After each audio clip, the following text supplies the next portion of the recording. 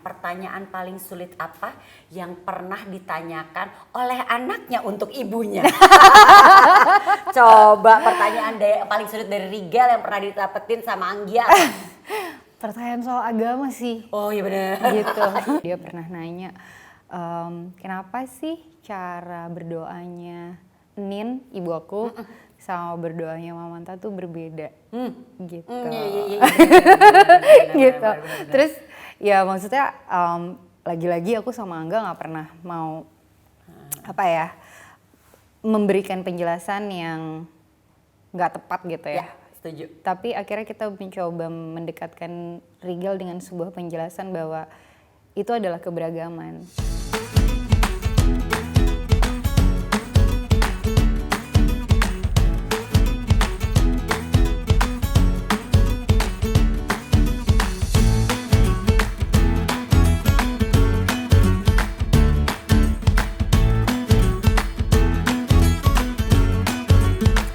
Moms, kita ketemu lagi di Moms Talk. Di edisi kali ini saya akan ngobrol-ngobrol dengan seorang perempuan luar biasa, ibu satu anak, ibu dari Rigal yang usianya udah 7 tahun.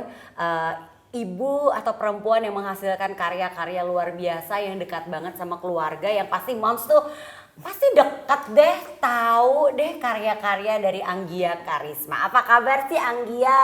Kabar baik. Sibuk Mbak apa? Angie. Anggia dan Angie ya kan? Anggia dan Angie ya.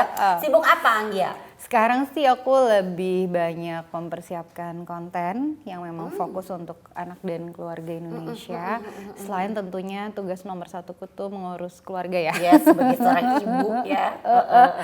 Rasanya aku lagi fokus ke sana dan aku ingin sekali bersama teman-teman di V-Cinema tuh providing a good content for kids and family. Ya. Memang pasti konten-konten dari semua yang dibuat oleh Anggia kan ini relate banget sama family kan. Jadi memang benar-benar ngena lah buat keluarga Indonesia. Apalagi kan karya-karya salah satunya ada keluarga Cemara tuh kan very keluarga Indonesia gitu kan. Pada umumnya ya, keluarga Indonesia pada umumnya. Jadi pasti kita kayak relate banget ya, konflik-konfliknya relate banget gitu, problem-problemnya. Tapi sebelum kita ngebahas soal karya-karya dari Anggia, ini kalau nggak salah nih Anggia Karisma ini adalah seorang dokter, kuliahnya dokter gigi. Kuliahnya Kak. Oke, aku bukan bilang seorang dokter gigi ya, kuliahnya dokter gigi. Tapi sekarang enjoy di dunia entertainment. Terus sempat kayak jadi stylist untuk ya kan, untuk film-film gitu kan, produser juga. Kenapa sih bisa alih profesi seperti itu? Jauh loh, nggak bisa. Kalau misalnya kan kayak hukum, mungkin tadi belajar hukum tentang apa gitu, ada merambah ke dunia entertainment jadi tertarik. Dokter gigi kan enggak ya, itu gimana ceritanya sih? Waktu itu tuh sebenarnya prosesnya pas kuliah tuh aku lumayan banyak negosiasi kan sama ayah sama bunda. Ya karena kan harapan aku ya, harapan aku nggak keterima gitu. Tapi akhirnya pas keterima di kedokteran gigi, terus bunda kayak happy banget, yang nggak tega dong ya kalau aku bilang enggak aku nggak mau gitu. Tapi akhirnya aku coba ngejalanin, tapi pas dijalanin ternyata sekolah kedokteran gigi tuh menyenangkan gitu, kayak being an architecture in someone else's mouth gitu, dan dekat oral ya, mouth gitu. Dekat sama orang. Oke. Dan kayaknya emang, dan ternyata yang menarik segala penyakit itu juga cikal bakalnya ternyata bisa dideteksi dari oral juga gitu. Tapi pas makin kesini aku bilang, iya bunda nggak apa-apa ya. Tapi sambil aku sekolah kedokteran gigi aku nego ya, aku pengen siaran. Ya udah boleh kata dia. Terus pas seiring berjalan salah bunda memperbolehkan itu ya. Iya gitu, dan aku banyak banget sih ngambil kayak course di luar kedokteran gigi, kayak sempet ngambil. Yang ada hubungan sama nggak ada hubungan kedokteran gigi gitu. Maksudnya waktu itu tuh juga karena tertarik di fashion, aku sempet ngambil sekolah juga di course di Lasalah gitu, basic pattern, supaya nggak dibohongin penjahit ya, Beb. Bener kalau suka fashion ya. Iya, terus kan jadi seru gitu. Maksudnya ternyata dari awalnya bunda sama ayah tuh cukup banyak memberikan ruang aku untuk bisa berkarya gitu. Tapi as long as tugas pertamanya tuh wajib diselesaikan. Ya udah aku nyelesain sekolah kedokteran giginya, terus makin kesini kayak panggilannya kayak fokus ya. Ke situ gitu ya. Terus apalagi waktu dari awal pacaran sama Angga kan kita kita kerja bareng, terus dari awalannya juga Angga ngajak kolaborasinya juga nggak langsung ujuk-ujuk jadi produser gitu. Mungkin orang ngeliat, oh mentang-mentang istrinya Angga jadi langsung jadi produser. Oh tidak, aku mengalami banyak tahap di dalam kayak ya tadi jadi wardrobe stylist untuk beberapa video klip sama film. Waktu Visinema masih ngerjain video klip tuh ngerjain juga makeup. Tapi karena emang passionnya juga di situ kan. Passionnya juga di situ. Belajar tata busana kalau orang zaman dulu. Iya, zaman bahlamanya. Iya.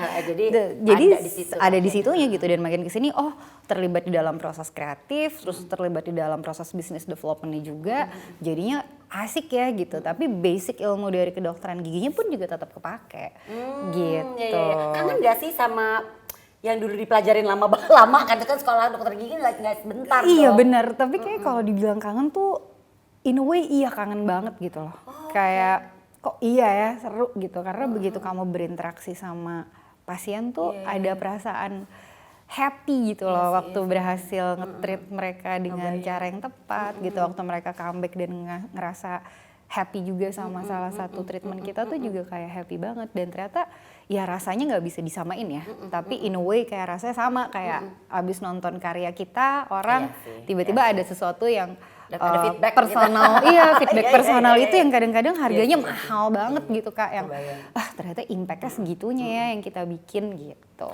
Oke, tadi udah sempat disinggung nih sama Anggia nih soal kerja bersama barengan sama suami gitu kan ya kan, suami Angga kan dia sutradara, penulis skenario dan juga produser. Gimana rasanya kerja bareng sama pasangan gitu, soalnya kan istilahnya gini, kebanyakan ya walaupun banyak juga yang bisa kerja bersama ya, tapi kan kebanyakan tuh pasti nggak barengan lah ya gitu, mungkin satu di bidang apa, istrinya suaminya di bidang apa, kalau istrinya bekerja juga ya mungkin beda bidang. Ini sama-sama loh gitu, maksudnya selalu bersama gitu. Nah ini gimana rasanya? Rasanya Di rumah ketemu juga rasanya gitu kan? sebenarnya sih in a way karena kita ngalamin ini semua jauh sebelum kita menikah ya, jadi ibarat tuh kayak udah kedidik dari awal pacaran gitu. Karena pacaran juga Angga itu kan a very serious type of guy gitu, jadi dia udah kayak nge-planning gitu, oke nih tipe pacarannya serius ya, dan kita di situ ngobrolnya bareng, kita akan step up nih, ternyata ada ruang untuk berkolaborasi di situ.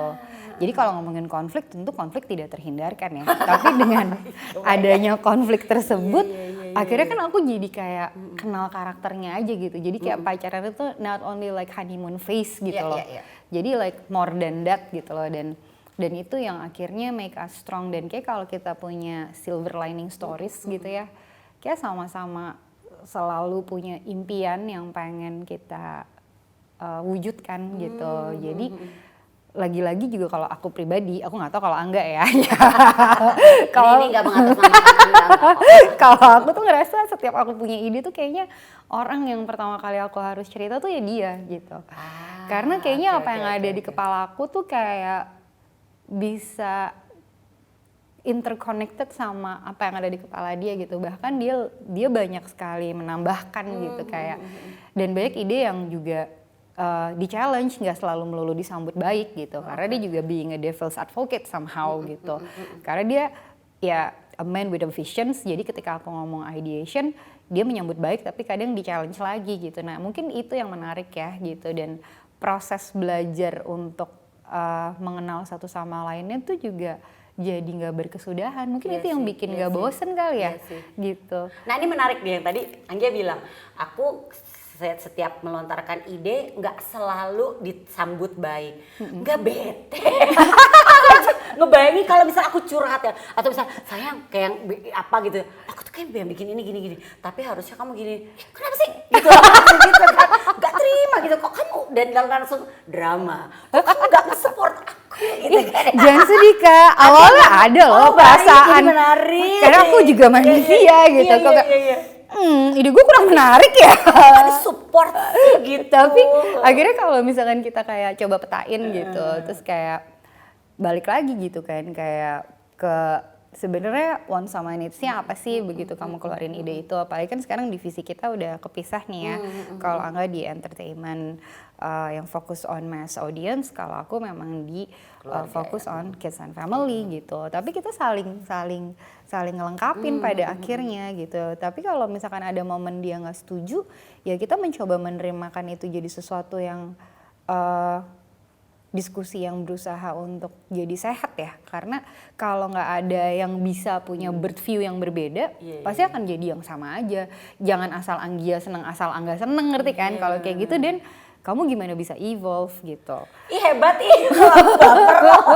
Nah itu gimana caranya untuk nggak baper? Kan pasti awal-awal ada dong sampai Ada akhirnya dong. bisa ke fase yang oh ya udah profesional aja nih, karena pasti kan ya kita aja sebenarnya kayak kita sama rekan sekerja pasti ada yang nggak sevisi kan. Nah, cuman kan iya pasti ada lah kita nggak sependapat. Cuman kan problemnya kalau di sama rekan sekerja bisa gue pulang loh.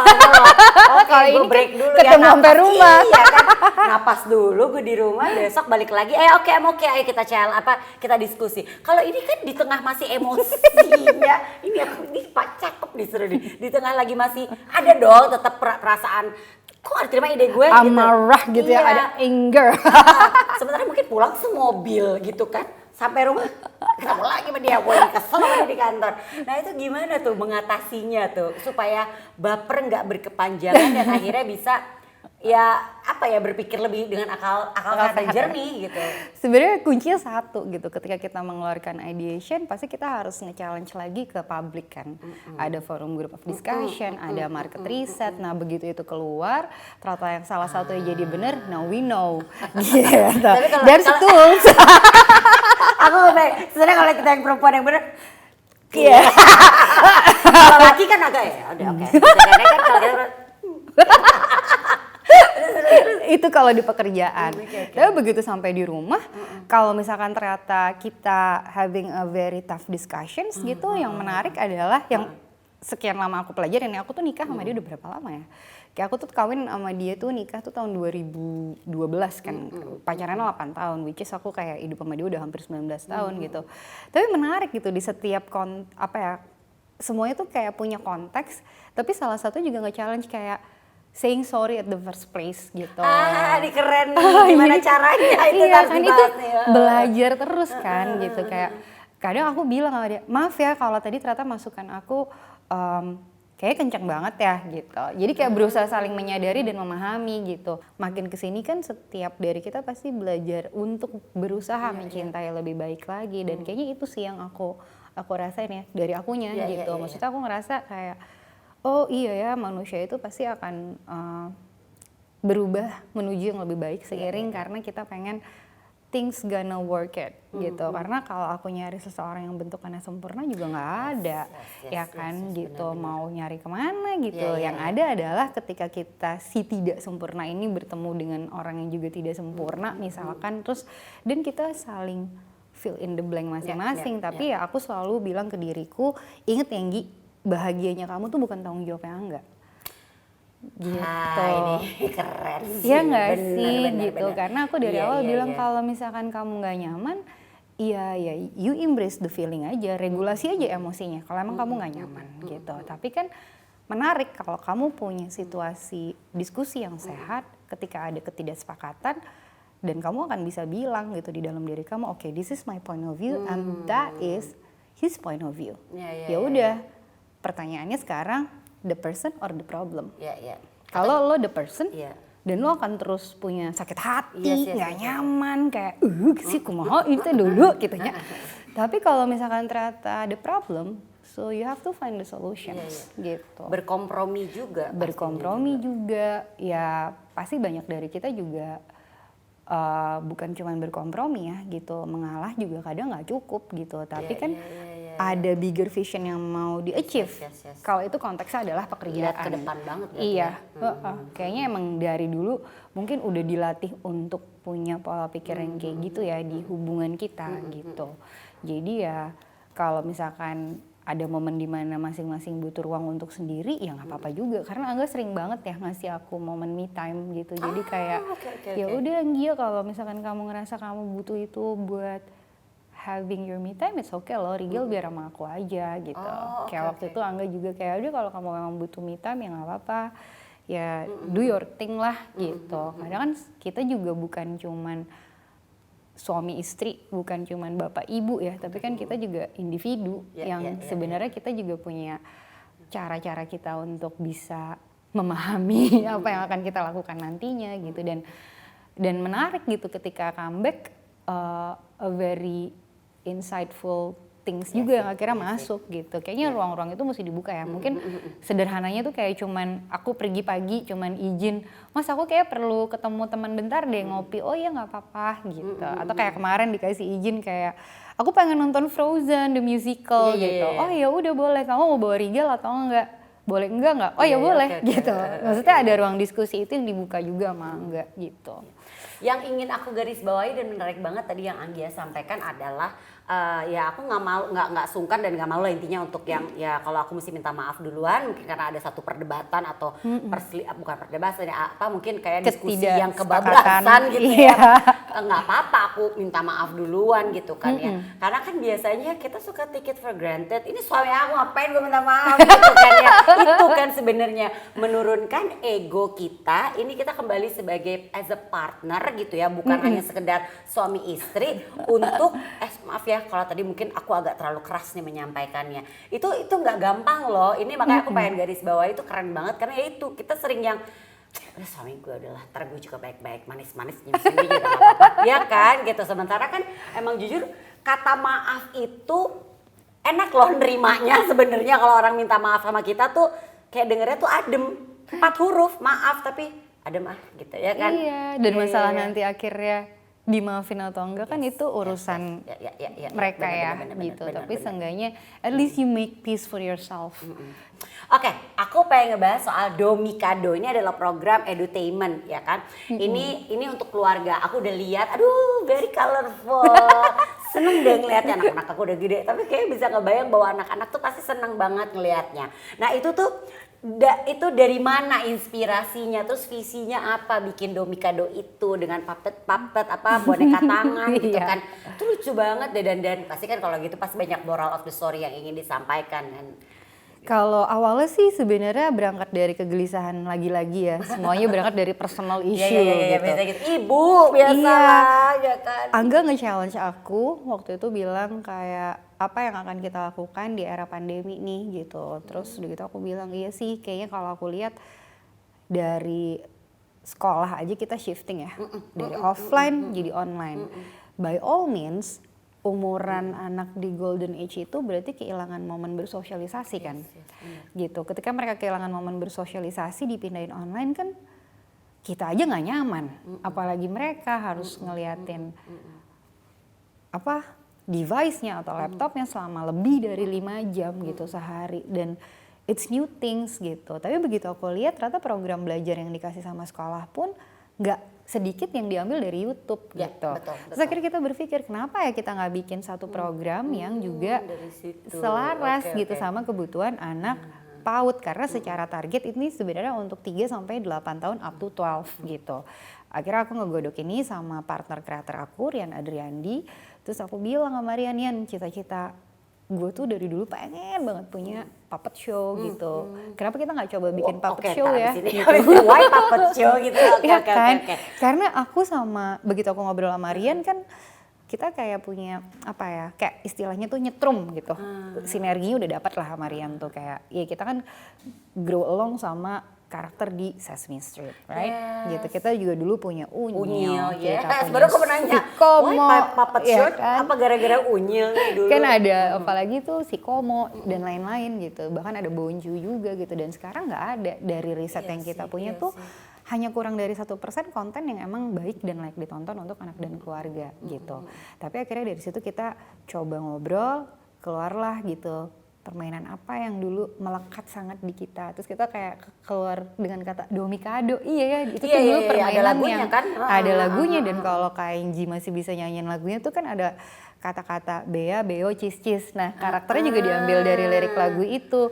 Ditambah sama 3 karakter lain, ada yang namanya Astrobek. Jadi dia punya story pernah ke luar angkasa, tapi begitu dia cerita ke teman-temannya nggak ada yang percaya. Makanya dia adalah bebek yang pertama kali mendarat di bulan cita-citanya. Baik. Terus ada Cricket itu karakter anjing Shih Tzu yang aku sama Angga pernah pelihara gitu ya. Kita mengadopsi dia, tapi dia hilang di kantor Visinema. Jadi actually Cricket tuh logonya Visinema itu sendiri gitu. Terus kita mengabadikan dia dalam karakter anjing Shih Tzu riang dan lucu ini namanya Cricket. Lalu kita punya narator Awan 3D animation namanya Odi, dari Cloudy jadi Odi. Oke, baik. Oke, Gitu. Dan message-nya tuh sebenarnya sederhana, tapi ternyata begitu kita coba aplikasikan di kehidupan tidak sederhana. Being kind to all beings, gitu. Not only human beings. Dan kita mengacu pada 3 pilar yang kita percaya ini harus jadi basic dari creation Do Mikado, resilience, inclusivity, sama diversity. Dan satu lagi yang kita coba garis bawahi di sini adalah empathy, gitu. Rasa-rasanya hari ini itu yang kurang di anak dan keluarga Indonesia, gitu, bahwa anak yang kita lahirkan juga adalah manusia, gitu. Kadang kita lupa untuk menganggap mereka sebagai manusia. Ditambah Do Mikado itu tercipta bukan cuma untuk anak dan keluarga Indonesia, tapi juga untuk anak-anak di dalam diri kita. Iya sih, gitu. kita masih punya sisi anak-anak dalam diri kita. Gitu. Dan menurutku itu yang kadang juga mesti kita entertain. Kalau kita masih memelihara itu, tentu banyak curiosity yang lahir dari diri kita, gitu kan. Menarik ya, dan dari situ kita coba cari tahu universe seperti apa sih yang akan dibangun oleh Do Mikado. Terus kita sepakat bahwa itu adalah taman. Kenapa harus taman? Karena belajarnya anak-anak itu nggak selalu melulu di bangku sekolah.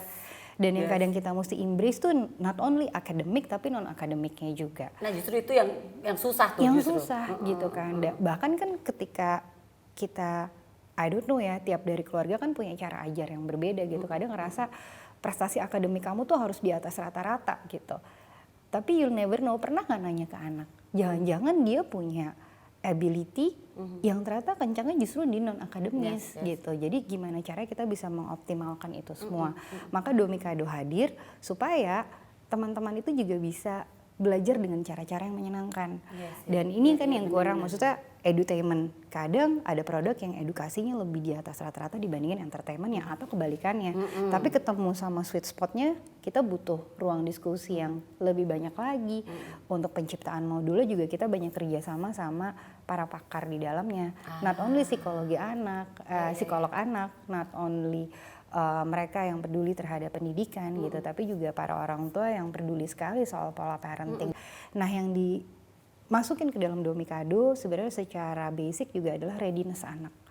Gitu. Jadi gimana caranya ketika they are ready, so they up to untuk sesuatu yang memang mereka bisa terima. Gitu. Dan menarik sekali bahwa konten Do Mikado ini dibuatnya dalam bahasa Indonesia. Gitu. Dengan durasi yang tidak terlalu panjang, sekitar 12 menit.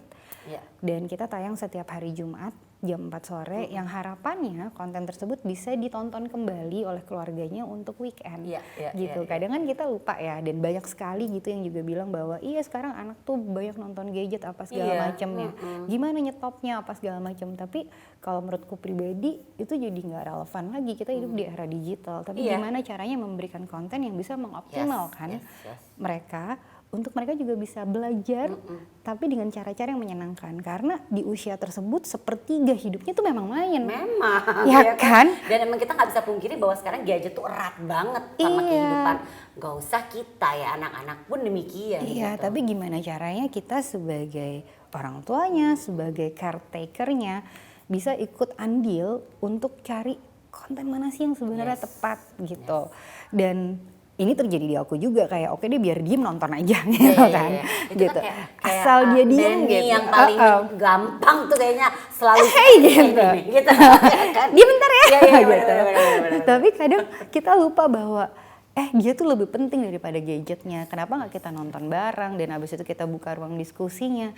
Dan yang menarik ketika kita udah tayang hampir 11 episode gitu ya, itu tuh adalah feedback dari luar gitu. Yang tadi aku bilang feedback tersebut tuh jauh lebih priceful ya, kayak lebih berharga gitu. Kayak waduh, kayak ini tuh nggak apa ya, kayak oh ini konten yang kita kemarin anxious banget nih Iya, bikin, iya, iya, terus iya, ternyata iya. bisa dinikmati oleh marketnya dan ternyata marketnya punya feedback yang semenyenangkan itu. Dan yang lucu, ternyata kontennya nggak cuma menarik buat anak dan keluarga aja, tapi menarik buat banyak remaja lainnya gitu. Dan mereka merasa terwakili oleh karakter-karakternya karena setiap karakter punya personifikasi yang berbeda gitu. Dan emang ada yang nanya gitu, kok nggak ada yang ininya sih antagonisnya gitu. Dan menurut kami bukan nggak ada antagonisnya, mereka sendiri tuh bisa bertukar peran menjadi si antagonis tersebut tanpa harus selalu jadi protagonis karena ya we are all human anyway, dan kehidupan we do anak-anak kan mistake. gitu sebenarnya kan. Kayak kita kan sama-sama belajar ya. Makanya konten atau tema yang kita angkat tuh konten-konten yang sebenarnya cukup sederhana. Contoh 3 kata ajaib. Tolong, maaf, terima kasih. Nah, terus juga kayak gimana sih caranya memberitahukan mereka atau memberikan pengertian terkait soal cita-cita. Iya, itu abstrak gitu. soalnya kan sebenarnya ya. Apa sih Iya, bener, gitu. bener. Dan makin kesini kan occupationnya banyak banget ya dan menarik sekali gitu. Iya, bener. Jadi kita coba ngejelasin. Terus ada juga soal body boundaries. Itu gimana caranya mereka bisa menghargai diri kita dan berkata tidak. Gitu. Jadi it's something yang menurut kami di tim Domikado Riset tuh itu jadi penting untuk disampaikan gitu, untuk mereka bisa menghargai tubuh mereka sendiri dan berkata tidak pada dirinya gitu. Dan itu tuh sesuatu yang coba kita jelasin dengan cara yang sederhana. Contohnya kayak dikilikitik gitu kan. Tapi kan kadang kamu suka nggak izin ngilikitik gitu. Bahkan ketika kita membawa mereka ke sebuah pertemuan, kumpul keluarga, pernah nggak ya kita nanya, kamu nyaman nggak kalau dipeluk sama si om atau si tante atau siapa gitu kan? Ada baiknya kita get their permissions. Gitu. Rights di mereka juga. Exactly gitu. Kalau di Indonesia seringkali lebaran apa segala macam kan kayak kamu salim semua itu salim. Tapi pernah nggak sih nanya kamu nyaman nggak ya gitu. Kan ada anak yang juga ngerasa nggak nyaman ada di banyak orang baru ya kayak gitu-gitu tuh menurutku hal-hal yang tricky dan sulit tapi kita coba menjelaskannya dengan cara-cara yang sederhana. Show and tell-nya justru dimasukin ke dalam problem si teman-teman puppets di Domikado gitu. That's why kita bilang Domikado itu adalah taman untuk semua teman. So everyone welcome there gitu. Nah ini kan akan lanjut lagi nih. Sementara kan kita juga tahu banyak banget nih konflik-konflik yang terjadi yang sekarang lagi muncul di permukaan atau ya berita-berita tentang banyak hal yang menyangkut anak-anak. Ya masih dalam kategori anak-anak karena mungkin pelakunya bisa emang pada dasarnya beberapa kasus ini pelakunya adalah usianya masih anak-anak gitu. Akankah nanti diangkat karena kan mungkin isu-isu ini kan tadinya kan kita berpikir ya ini kan nggak, it's not a big issue, belum lah paling nanti udah gede baru dia begitu, tapi ternyata kan sekarang banyak sekali ya kayak isu pemerkosaan yang dilakukan oleh anak-anak di bawah umur terhadap temannya, lalu kekerasan, bully gitu kan, ini kan lagi marak banget nih. Itu juga diangkat nggak sama tokoh-tokoh dari Domikado ini? Kalau di antara tokoh-tokoh Domikado, kondisi tersebut juga masuk ke dalam modulnya kita. Cuman bagaimana caranya kita bisa mengejawantahkannya dalam konteks yang tepat gitu ya, betul. Dengan cara-cara yang sesuai untuk kategori umurnya. Betul, karena isu bullying itu salah satu yang besar di Indonesia dan isu tersebutlah yang akhirnya jadi tema besar untuk film animasi ke depan kita yang judulnya Jumbo. Gitu. Okay. Dan menurutku isu-isu tersebut harus bisa dibicarakan dengan anak-anak usia dini dengan cara-cara yang tepat. Gitu. Makanya kadang kita sebagai orang tua tuh suka talk down gitu ya sama anak usia tersebut. Padahal kalau diberikan pengertian yang tepat, yang sesuai sama umurannya, aku berpikir mereka bisa mengerti. Karena untuk usia golden age sampai pada akhirnya mereka sebelum SMP, yang aku baca ya gitu, dari sebuah buku psikolog, mereka adalah usia yang sebenarnya kita sebagai orang tua tuh harus bisa meregulasi emosi mereka. Karena mereka dalam tahap ingin mendapatkan bukan hanya sebuah validasi tapi diterima gitu loh. Bahwa kadang apa yang mereka lakukan itu bukan serta-merta membuat kita kesel. Mungkin kitanya aja sebagai orang tua yang nggak bisa baca the clue, ya kan? Kayak misalkan kenapa sih so clingy? Oh oke, mungkin mereka lagi butuh perhatian kita, gitu. Karena dia tahu yang dia butuhin tuh the hunger of love, gitu. Nah itu yang kadang mungkin kita suka lupain dan kadang mungkin kita suka menyepelekan rasa itu, atau kadang kita menganggap masalah kita lebih besar dibandingin masalah mereka. Kid just being a kid, our problem itu sebenarnya sama juga matters sama problem mereka. Udah tinggal pilihannya kita mau kasih ruang mendengarkan atau enggak. Nah hal-hal seperti itu yang sebenarnya kita pengen angkat nantinya di dalam Domikado. Tapi problemnya dialami oleh teman-teman di Domikado kalau tokoh-tokoh ini. Sekarang kan kita baru ngenalin 6 gitu. Nanti di next season kita mungkin akan ngenalin lagi beberapa tokoh baru yang jadi teman-teman barunya teman-teman di Taman Domikado gitu. Menyenangkan sekali ya. Sekarang balik lagi ke sosok Anggia Karisma. Kalau kita flashback mundur nih, Anggia Karisma yang dulu muda dan sekarang Anggia Karisma yang sudah menjadi seorang ibu, apa yang paling Anggia rasakan nih perubahan yang terjadi dalam perjalanan kehidupan dari seorang perempuan yang berawal dari dokter gigi, dokter gigi, lalu ngambil les jahit, ya orang dulu banget. Iya jahit.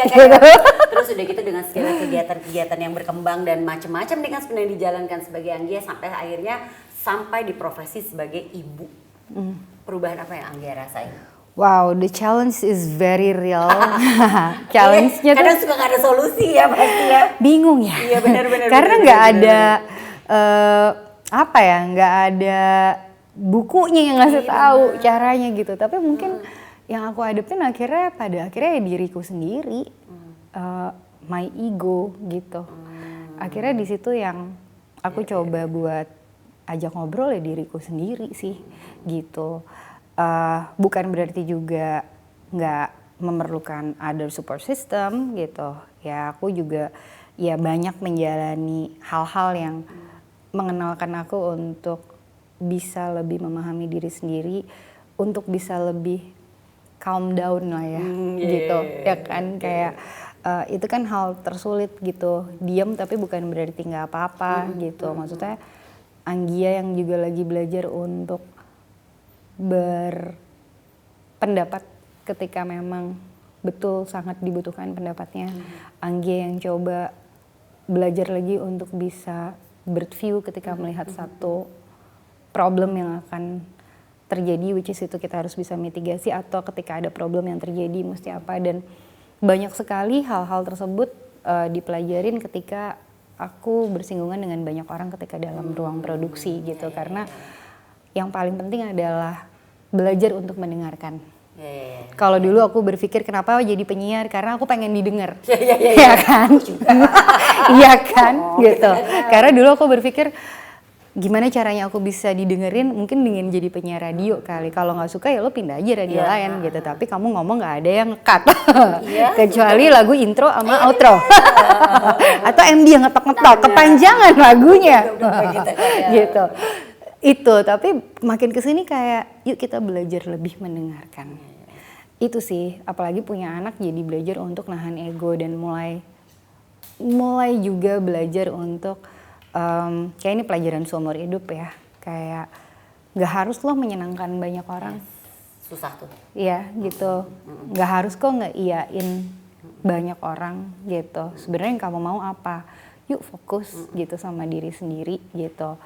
Fokus sama yang lagi dijalanin, karena ketika kamu tahu when is enough, I think itu udah jadi sesuatu yang cukup untuk diri kamu.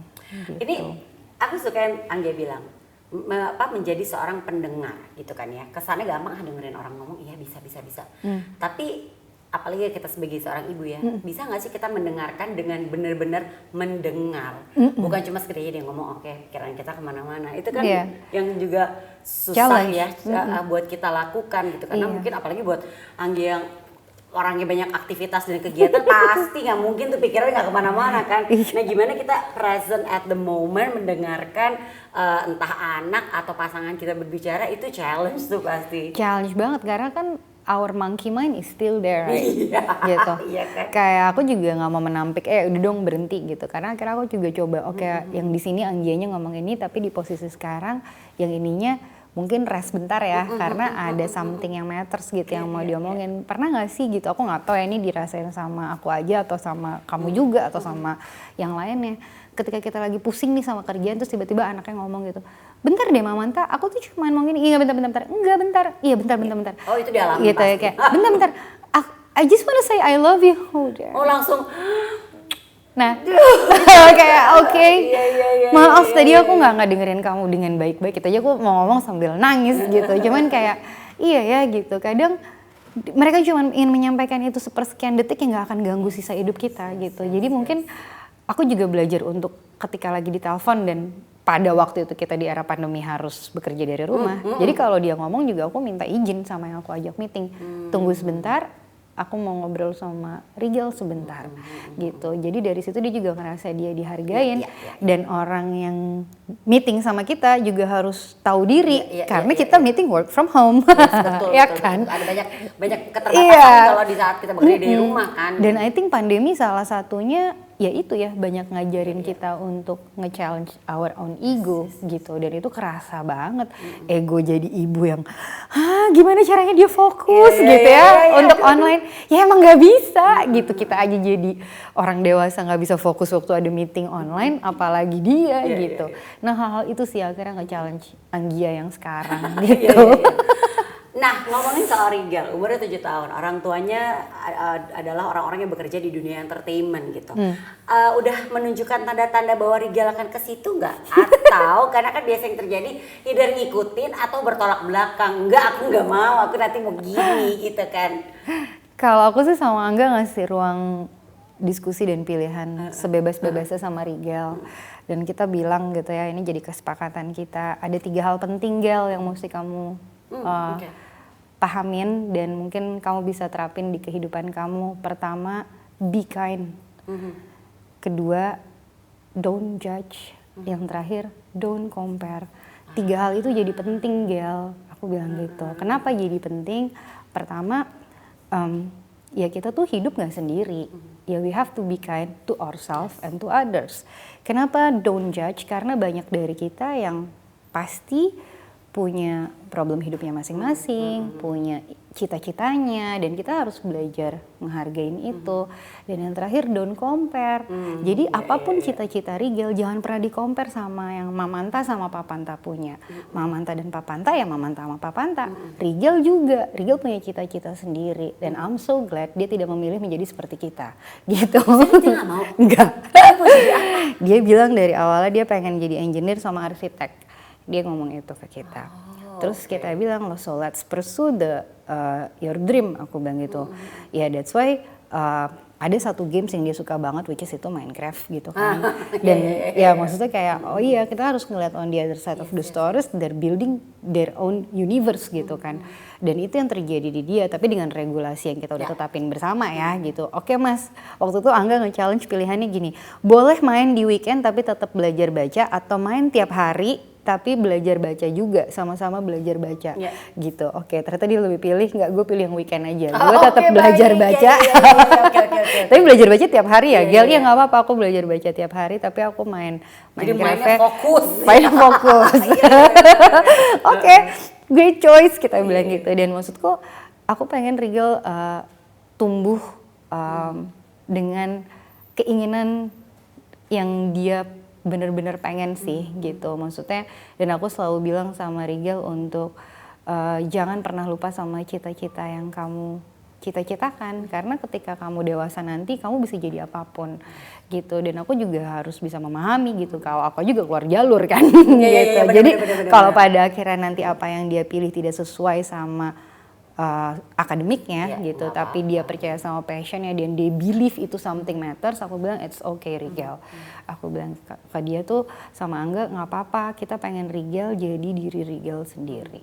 it's okay being different nih Rigel. Aku bilang let's embrace it karena Mama Tante sama Papa Tante juga aneh. Kita bilang gitu. Ini seru banget, aku senang banget tadi juga Anggia menyampaikan pentingnya mengajarkan pada Rigel be kind, don't judge, and don't compare.